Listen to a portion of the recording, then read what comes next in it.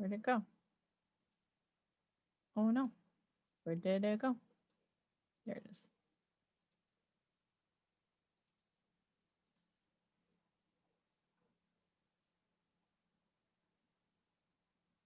Right.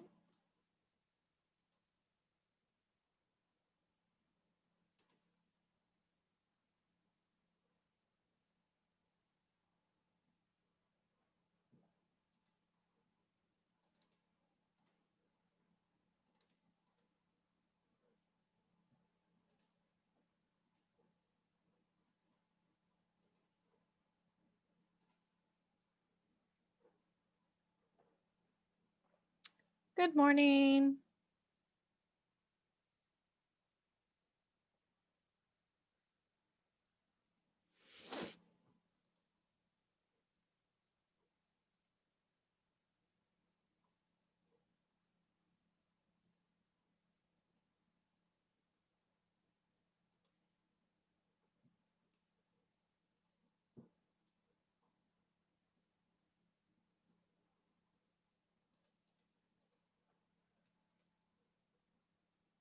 Good morning, Caesar.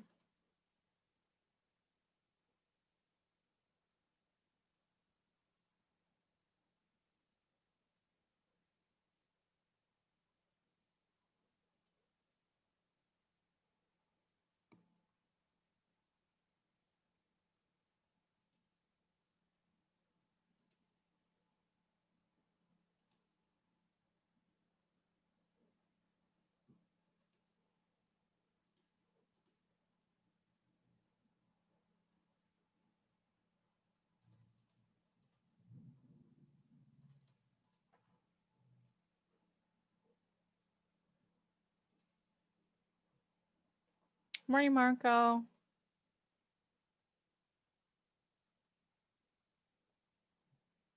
Good morning, Benjamin and Paul and Emma. Oh no, Paul. I know what your picture is in reference to. That's terrible.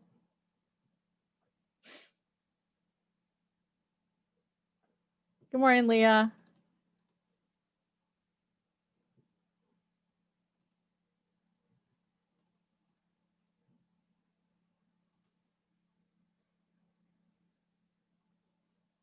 Good morning, Jasmine.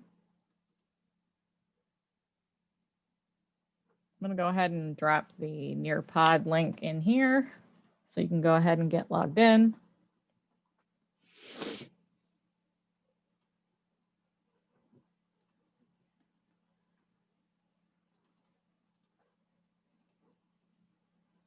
Good morning, Lotero. Hello, hello, everybody. Good morning.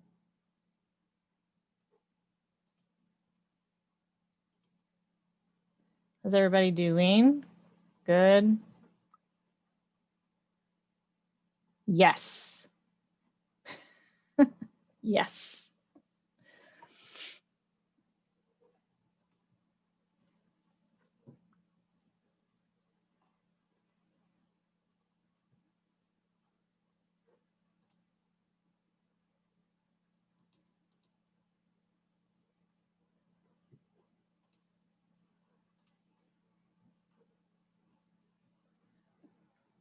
We're going to wait a couple more minutes before we get started.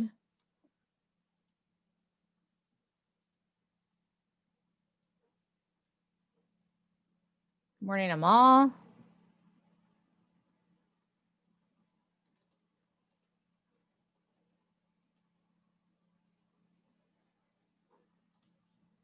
I'm going to go ahead and put the Nearpod link in again. Please go ahead and join the Nearpod.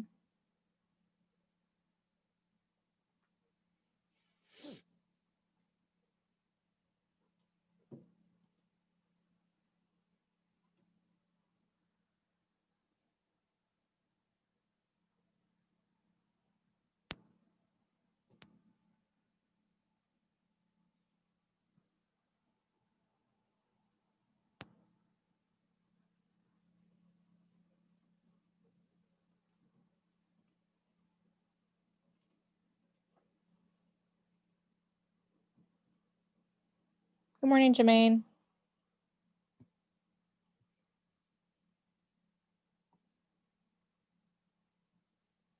Good morning.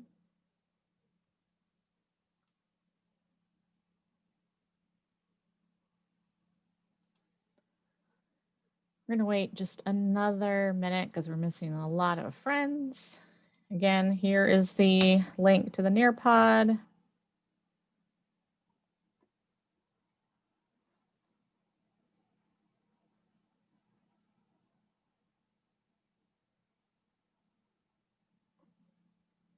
So go ahead and get logged in. Here's Eric.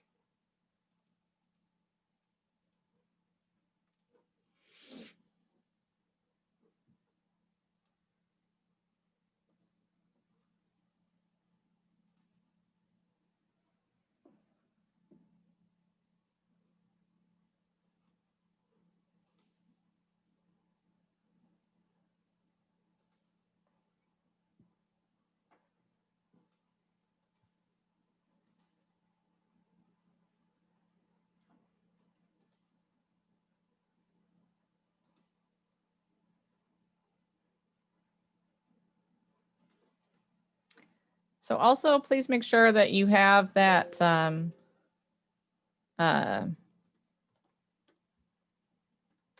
Act open or accessible, because you are going to need it today.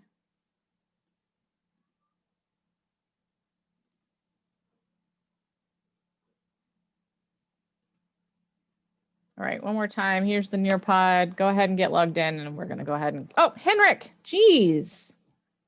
Lord. We're going to go ahead and get started. Sorry. It's one of those days. So today we're going to talk a little bit about copyright. And the reason why I wanted to talk about this is because we have to, when we're making artistic choices in the theater, always keep sort of in the back of our heads, like always remember that this play was written by someone and may or may not be protected by copyright law. And plays that are protected by copyright law, it sort of changes what you can and cannot manipulate about the text or the way that you're going to show the play, the way that you're going to produce the play. So this is a very important part of directing. And so I wanted to actually spend a little bit of time talking about this before you work on your little your little creative projects for directing that we're going to do next week. Okay. So this will clear up any confusion regarding what are you allowed to change, what aren't you allowed to change, and why that is. So we're going to talk about what copyright law is and how it works. Then we will actually look at our script, the I can't think of it right now, and apply, like, look at like what is protected in the script. And then we have an exit ticket, okay? And that'll basically be our agenda for today. Any questions about this before we get started? So are any of you already familiar with copyright law? Like, and if so, where are you, like, where have you heard about it before? We're getting a couple of latecomers, so.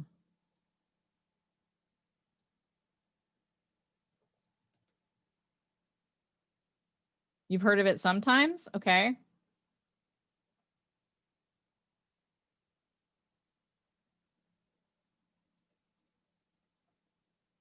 Faith.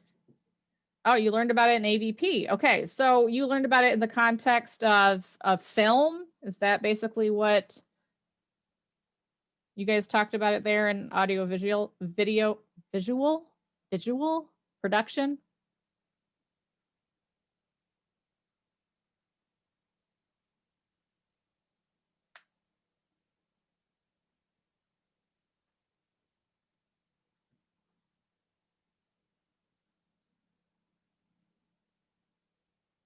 So did you talk about like trademarks and copyright? It's funny because I actually last night watched a YouTube, like it was a podcast, but they were talking about their own personal problems with like trademarks and copyright law. So it's very sort of related to what we're going to talk about today. So copyright law itself, right? Eric, why don't you read this slide for us? Which slide are we on? I'm on it. It just wouldn't like. Oh, what is copyright law? Okay. Protection provided by the law for authors and artists to control their creative works. Provides financial and moral support for new works. Encourages artists to keep creating. Public domain. Once a work enters the public domain, anyone can use it without permission. Okay, yeah. So yeah, if the Nearpod's blank, try refreshing it. So the purpose of copyright law for plays is that it's supposed to provide long-term financial support for new works. So if a playwright writes a play, they don't just get paid for like the first time that it gets done, right? They get paid for every production of it for a certain period of time. By meaning moral support, what we're talking about is like, this encourages them to keep writing because they have a somewhat maybe steady income. Okay. Now, have any of you ever heard of public domain before?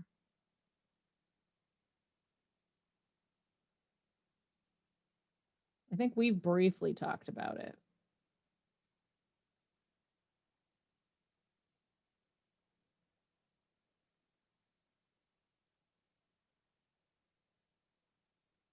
You can say no, like it's a legitimate answer.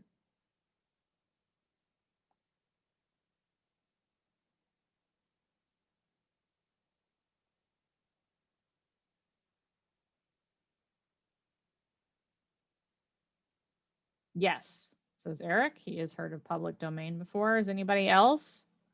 Or have you not heard of it?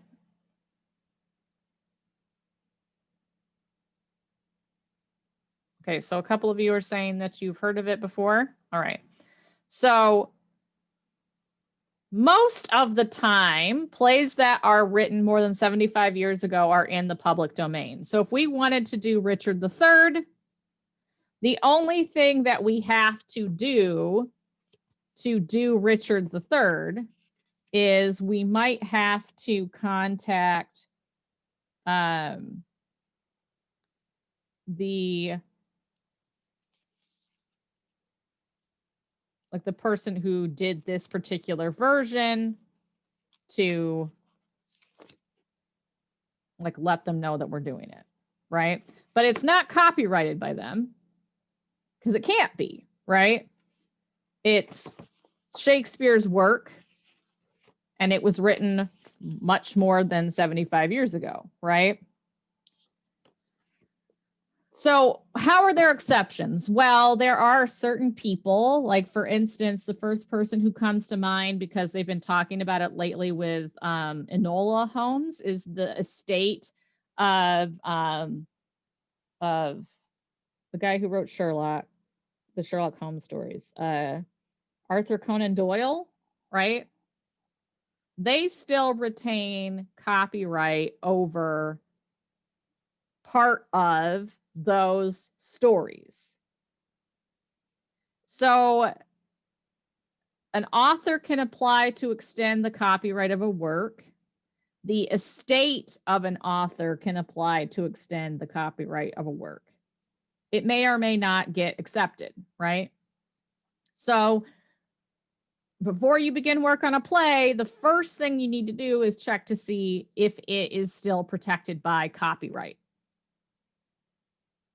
So the one act that we're going to be working with, which is I can't think of it right now, is it still protected by copyright?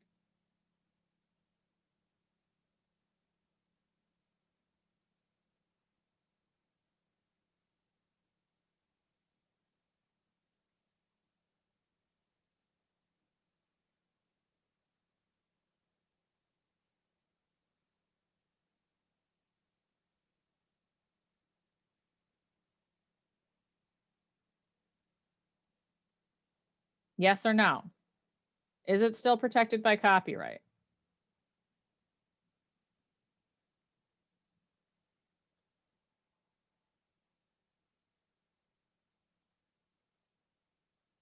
Okay, well, take a look at the play itself. I can't think of it right now. It's in Schoology. Is it still protected by copyright? Is it more than 75 years old?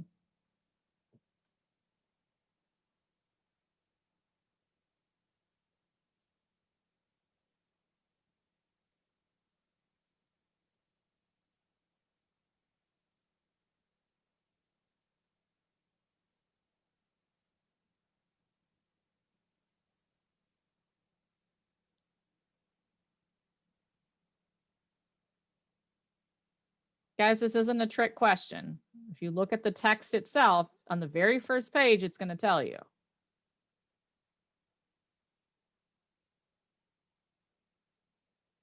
It's in today's folder in Schoology.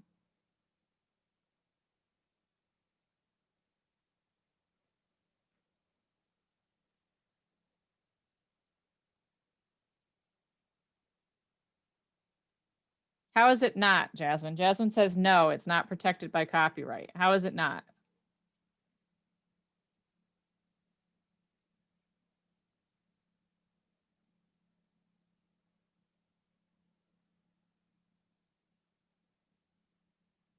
Oh, it's not 75 years old. Okay, so what does that mean?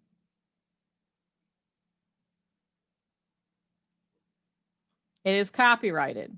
Are you guys okay? Do I have to do like a pop quiz? I feel like we need to do a pop quiz. Jasmine and Marco are saying it's not public domain. I understand people are tired, but like I have two people talking. It's not what, Eric?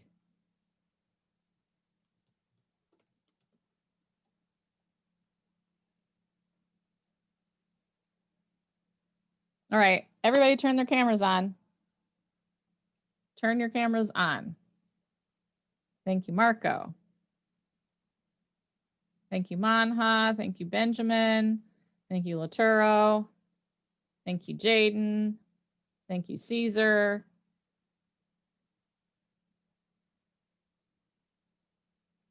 Cameras on, friends. Let's go. Thank you, Jermaine. Thank you, Amal. Thank you, Emma. Thank you, Abduli. Who else? Thank you, Paul. I know Jasmine's around. Faith, thank you.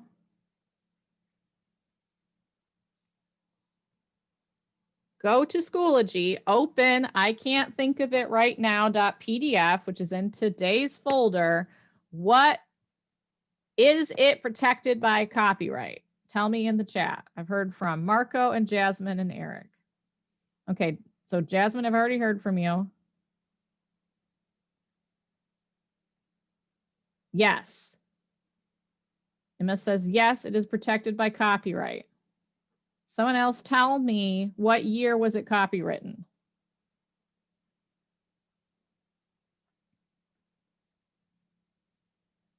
It was made in 2010, so it's copywritten. Okay.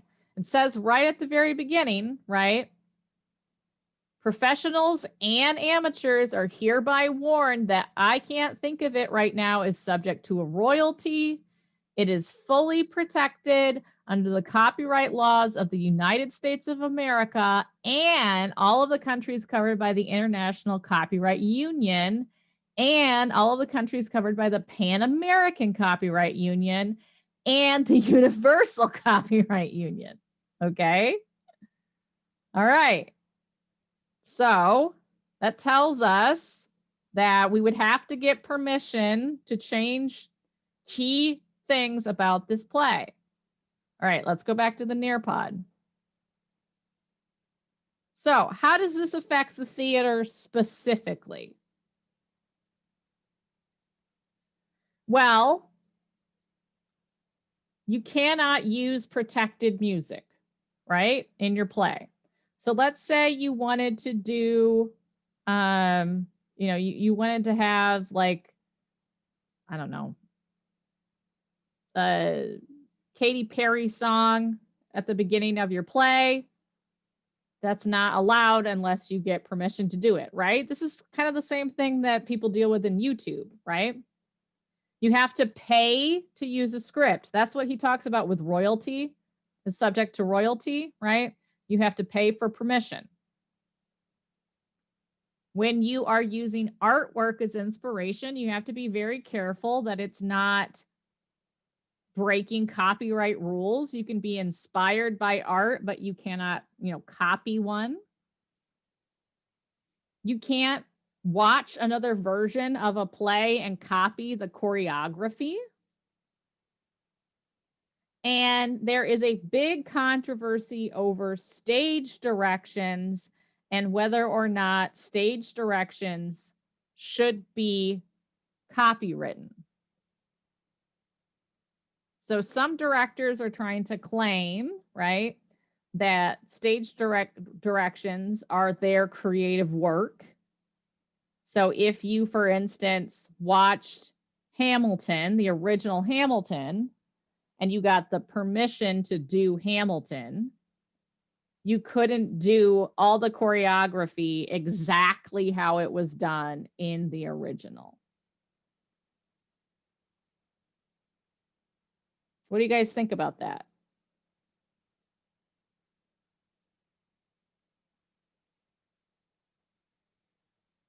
Strange? Well, it is a creative work, right? But that's why there's some controversy around it, because how do you prove that?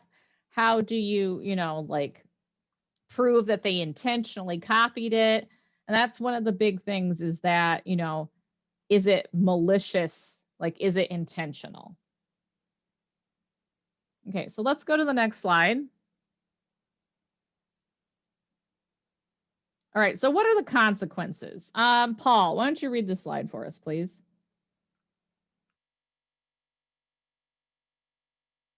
Legal. Civil lawsuits, fines, injunctions against your theater may make it impossible to get rights to other plays, imprisonment. Every member of a production team, including the cast, can be fined for copyright infringement. Yeah, and we're talking about fines like up to $100,000 a person. Okay. So you can be sued, you can be fined. If your theater breaks the rules, you might be sort of, shadow banned, right? Nobody wants to give you permission to do their work if you get in trouble. And you can be put in jail for doing it. Now, like I said, a lot of this has to prove if you did it intentionally or not. And a lot of the time when these things go to court, they say that it's been done intentionally, that it's hard to unintentionally steal somebody's script, right? This includes education. So when we do a play, we have to get the rights to do that play, and we have to pay the royalties to do that play.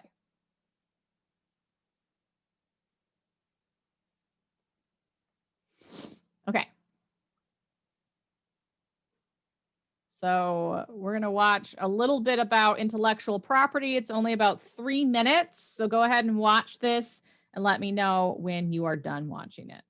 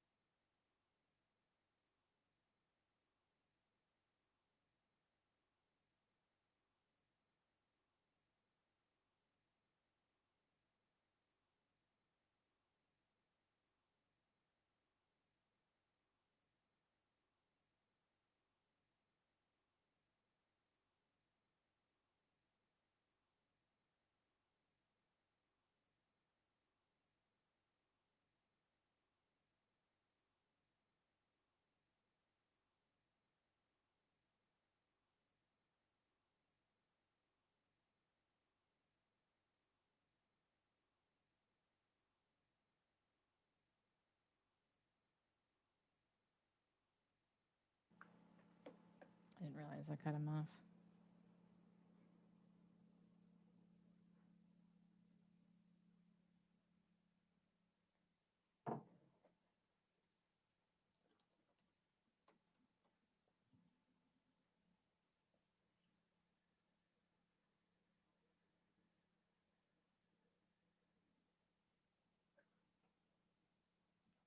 We're gonna wait just another second, make sure everybody's done.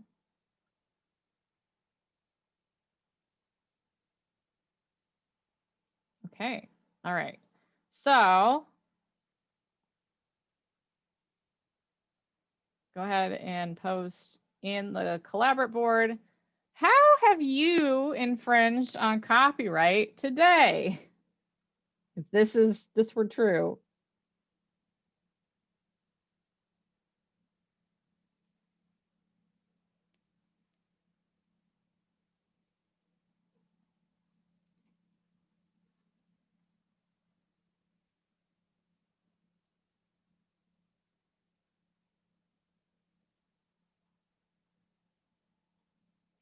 Corey, here's the Nearpod. So I want everybody to post in the Nearpod if that video was reality. What have you done today that already infringed on copyright?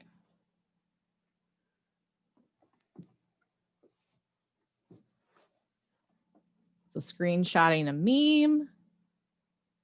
Okay, so Marco has not broken copyright law yet today, maybe. He's innocent.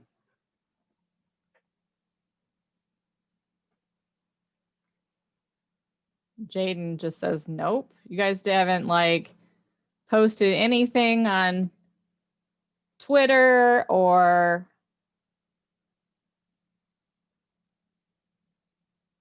listened to any music.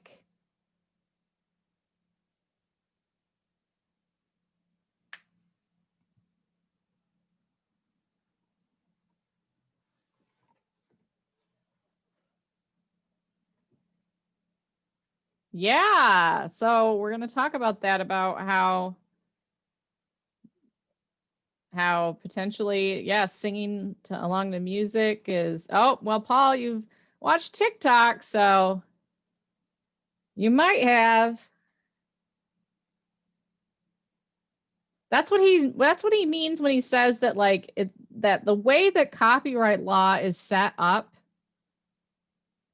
and yeah, and the way that the digital age works is that it's not really compatible. A lot of copyright law is too broad, right?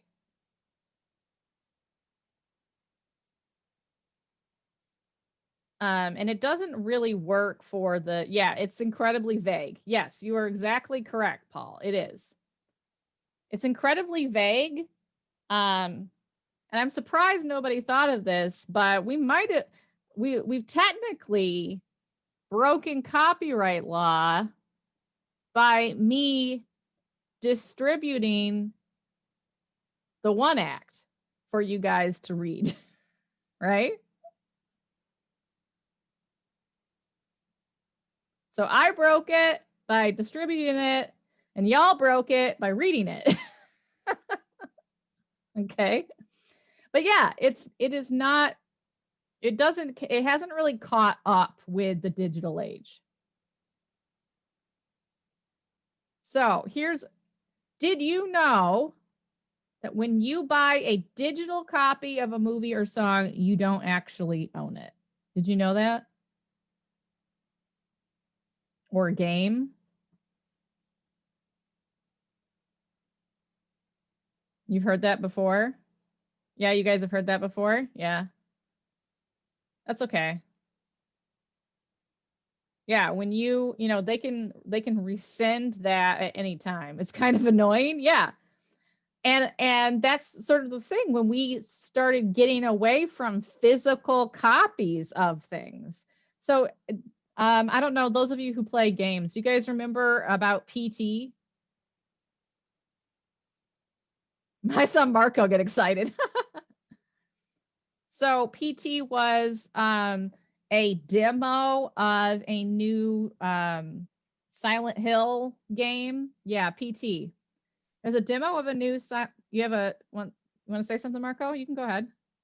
Well, I heard of another story. It was about a game called Scott Pilgrim versus the World, Uh-huh. and I heard that that game only had a digital version, and then that it got removed. Yep. And the only way you could play it was if you bought a console that had the game on it. Mm-hmm. Yep. Same thing with PT. Yeah. It was a demo. So there wasn't a charge, but it was a demo of a Silent Hill game. And when it got canceled, they deleted the demo off of the consoles that were connected to the internet. So if you like refreshed, your console, it was gone. So if you look, there are some consoles, like, I don't know if there are any on eBay right now. Let's see. PT, I think was PlayStation 4. Yeah. They're selling for $420, $650, $700, $867 for a PlayStation 4 that has PT still installed. Or I don't know if you guys remember years ago when U2 and Apple entered an agreement and they automatically like just pushed a U2 song to every Apple device without your permission. You just had it, right? But yeah, if you own a digital copy of anything, you technically don't own it. And if like you buy a Kindle book on Amazon and they lose the rights with the publisher, yeah, Paul, no matter how many times he deleted it, it would always come back. It was the cockroach of music. Yeah. And Amazon loses the rights to work with the publisher, they will delete your book. Okay. So that is one bad thing about us getting away from physical copies of things, is that, is it more convenient space-wise? Yes. But there is a risk that it'll just disappear one day. All right, good. So we're going to practice now with, I can't think of it right now. So I want to give you guys a little bit of time to look through the script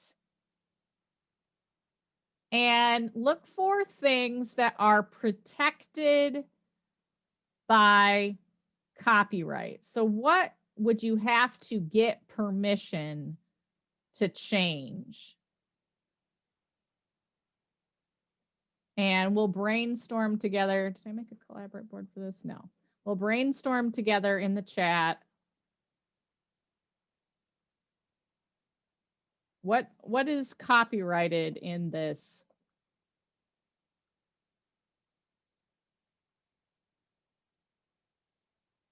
So it starts with John, middle-aged, sits on a living room chair, his face in a laptop. Marcia, also middle-aged, sits curled up on the couch with a good book. It's evening. Their son has just been put to bed. There's a baby monitor on a table between them. After a beat, Marcia looks up to John. So we've already had at least 2 things that are copyrighted that we would have to get permission to change. Okay. So Marco says the characters. So we have Marcia and John. Right? So what if you wanted to cast 2 women in this role, in these roles? You wanted to change John to Joan. Would you have to get permission to do that?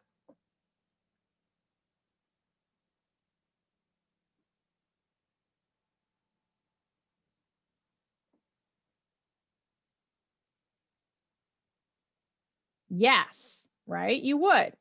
You would have to email the author in this situation and ask if you could change the location. Okay. Where in the house are we according to the stage directions?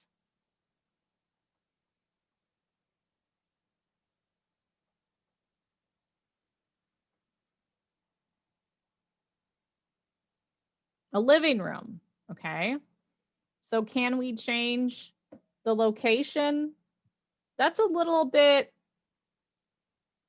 wishy-washy, right?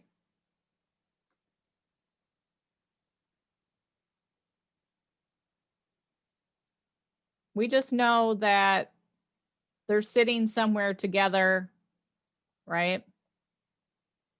Okay. Now, what about the text itself? Honestly, it could be anywhere. Yeah, you could probably make it a dining room without, or like one of those rooms, kind of like I have, where like your kitchen and your dining and your living room are kind of like attached, right? The lines itself, are they copyrighted? Can you change the lines?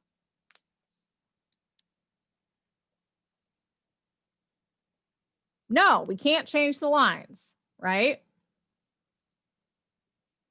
So we can't delete, let's say you hate Mel Gibson.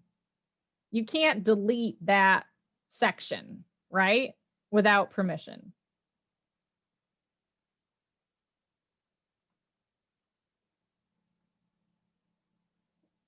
Because he wrote it the way that he wrote it.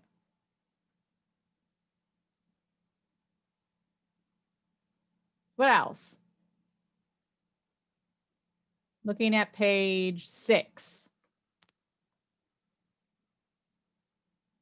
So look at page 6 and tell me something else that we would have to get permission to change.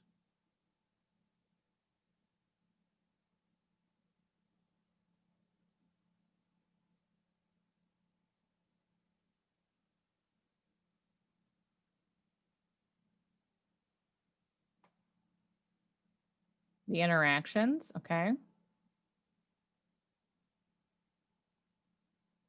Anybody see the specific reference to something?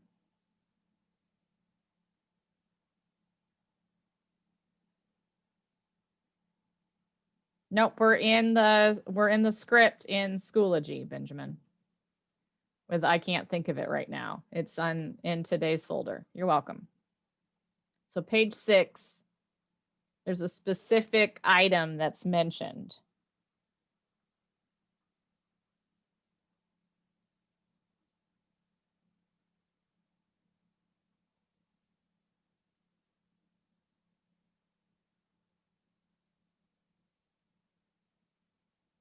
The iPhone, okay? So let's say we don't have an iPhone. We have to get permission to change the line, or we just have to like put something in an iPhone case, right? Okay. Now, there's a quotation in here. I see dead people, right? That's also technically copyrighted from the movie, right? In fact, there's a lot of references to movies in this. Now take a look at page 9. Something specifically happens on page 9 that has to happen there.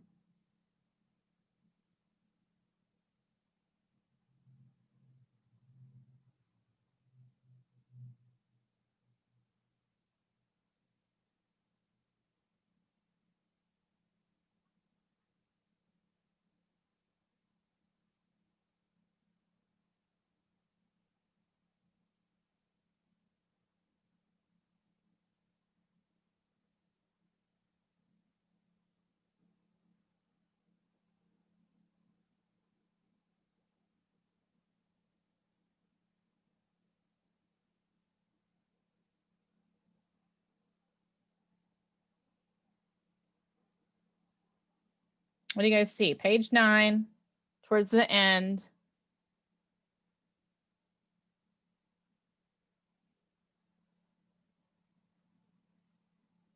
With the lights?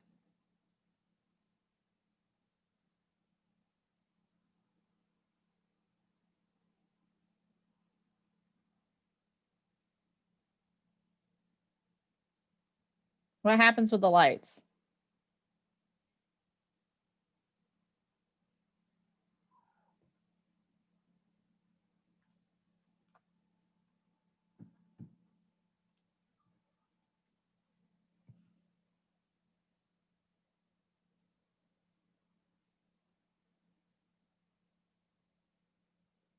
You guys see where it says the lights start to fade, flicker, pulse? Yes or no?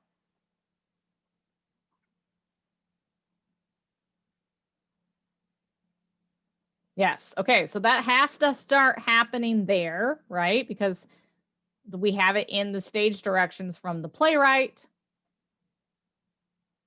And at the very end, no, it just indicates, Jermaine, that something has to happen with the lights there, right?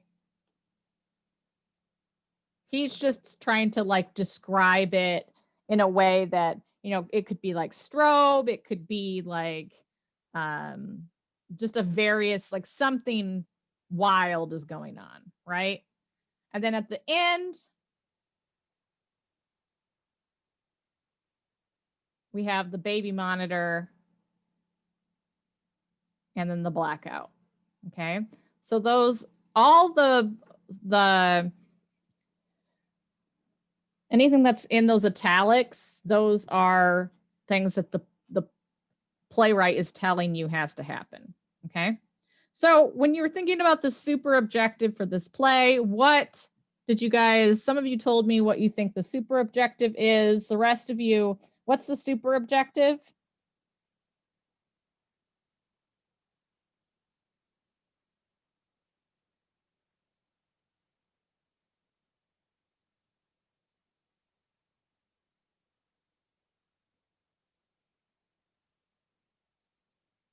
Actually, let's start with who's the protagonist? Find the name of the movie, right? Who do you think is the protagonist?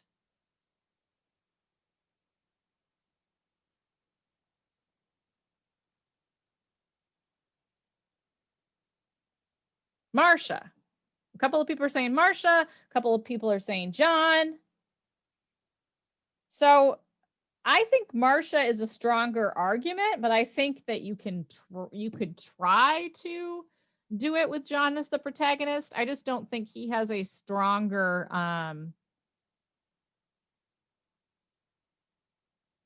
like a stronger super objective, if that makes sense. Okay, so what I want you to start to think about. Now, the next time we meet, we are going to talk about casting and collaboration, okay? What I want you to start to think about is looking at this script as a director. If you were going to direct this play, who would you want to cast? What kind of sort of set would you want? What do you think like the costumes should look like? Okay. So you're going to start thinking about those ideas. And I'm going to post this in Schoology. But I want you to make sure that you are very familiar with this one act. Okay. So you're going to need to be able to tell me who you think the protagonist is, the super objective. And then we're going to sort of do some little things like you could make like a Pinterest board of what you want the set to look like or what the costumes should look like. Okay. So the last 5 minutes, I'm going to give you to do the exit ticket. So you can go ahead and log into today's exit ticket for copyright law and get that going in the last 5 minutes. And if you have any questions, I am here to answer them for you.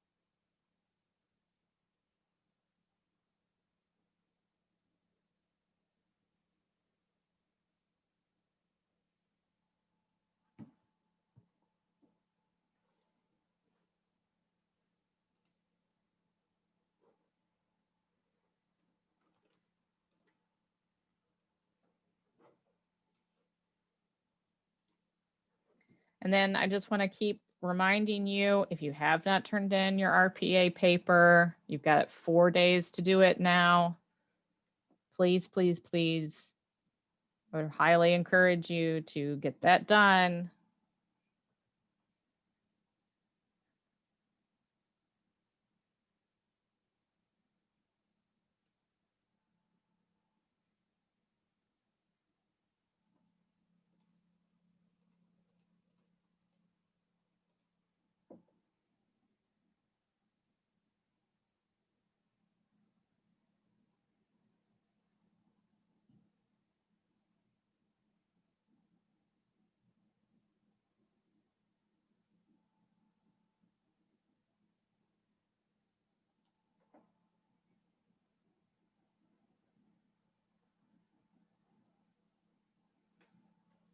Okay, thank you, Marco. If you guys have finished the exit ticket, you should be able to do it 3 times now.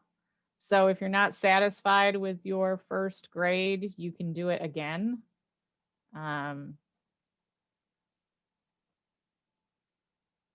So just to let you know.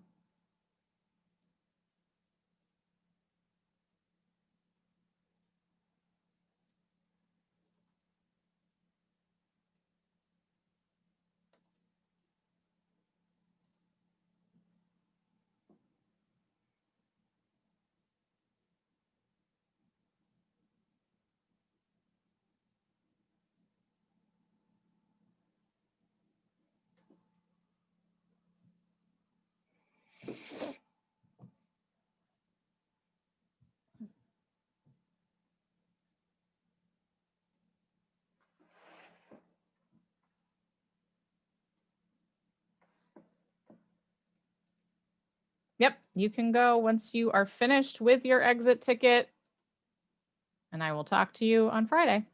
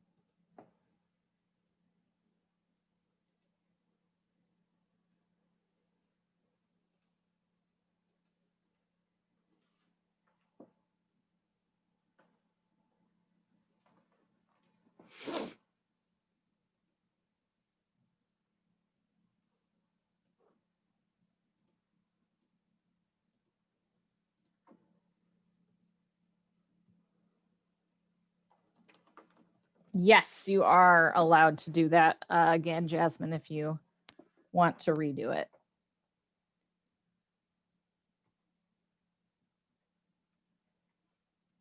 I've just set them all to 3 tries now, like just by default, just to make it easier.